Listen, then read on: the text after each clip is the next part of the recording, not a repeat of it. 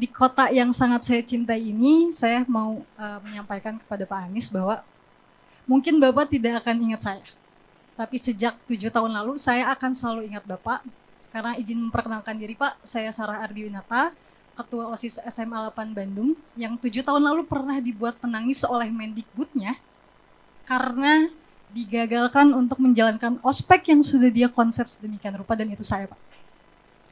Dan saya mau menyampaikan di hadapan Bapak, kalau di 2016 Bapak pernah membuat saya menangis karena kebijakan Bapak, saya meminta tolong untuk di 2024 jangan membuat saya menangis 2 kali karena melihat Bapak kalah di pemilu.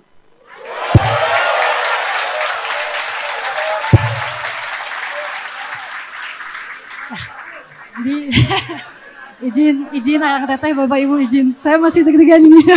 Silakan pertanyaannya Teh Sarah. Siap, makasih Kang Rizal. Bagian terakhir ini speechless saya.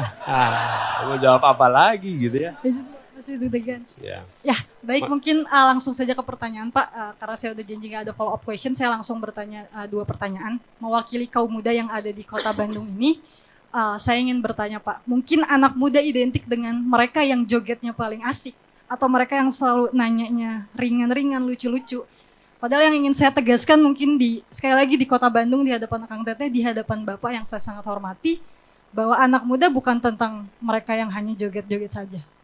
Jadi yang ingin saya sedikit tanyakan, mungkin terlalu banyak yang sudah bertanya tentang apa dan bagaimana terkait dengan problematika yang ada di negara ini. Bolehkah saya di kesempatan yang luar biasa ini bertanya sekali lagi, dan Bapak tegaskan sekali lagi di kota Bandung ini, mengapa Pak? Mengapa Presiden Republik Indonesia? Dari semua pilihan hidup yang bisa Bapak pilih dan lanjutkan, mengapa Presiden Indonesia?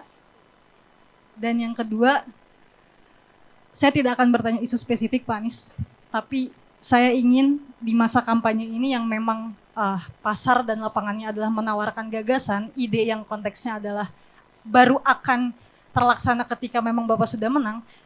Tapi di masa kampanye ini izinkan Pak untuk disampaikan di kota Bandung ini, bagaimana Bapak yang selalu dicap sebagai pemimpin yang tata kata bukan tata kota, menegaskan bahwa gagasan-gagasan Bapak yang luar biasa ini, ide-ide yang amat luar biasa ini bersifat implementatif dan memang rasional. Mungkin sekian Pak, terima kasih. Terima kasih Sarah.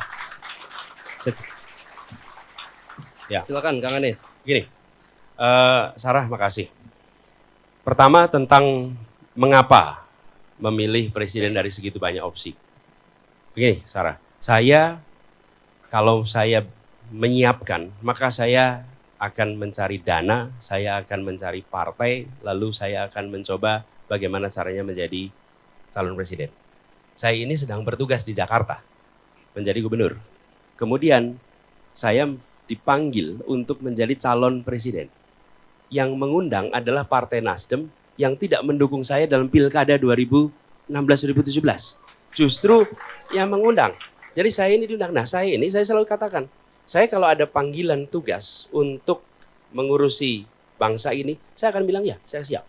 Seperti ketika Sarah dapat panggilan tugas dari ketua OSIS. Oke, saya siap, saya kerjakan. Kenapa? Karena ini adalah sesuatu yang terhormat. Dan kami ingin menjaga agar tugas di dunia politik itu adalah tugas yang dijaga kehormatannya. Dan saya pilih untuk menerima panggilan itu, dan sekarang saya menjadi calon presiden. Bukan saya mendaftar, tapi saya dapat panggilan untuk menjadi calon presiden. Dari partai politik, sekarang Nasdem, PKS, dan PKB. Gitu ceritanya. Nah, yang kedua. Anda tahu Jakarta International Stadium? Bisakah hanya dibangun dengan kata-kata? Tidak. Oke. Anda tahu semua 250 km trotoar di Jakarta. Bisa dibangun kata-kata? Tidak. Tahukah Anda sekarang di Jakarta, dimanapun lokasi Anda berdiri, 900 meter Anda akan dapat taman di Jakarta.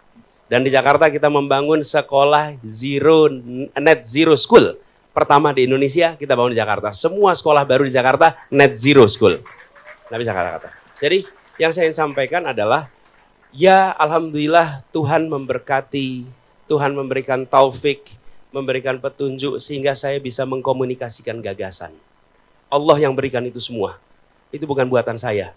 Saya diberikan hidayahnya, diberikan taufiknya, diberikan rahmatnya, sehingga bisa berkomunikasi.